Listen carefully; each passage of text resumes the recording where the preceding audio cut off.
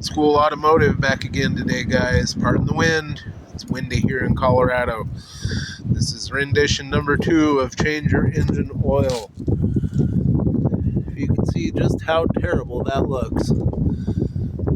This came out of a 2011 Nissan Altima with a 2.5. It was brought to me last night.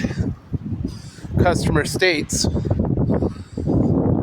about every other time when I start it, it makes a really weird rattling sound. What do you guys think it was?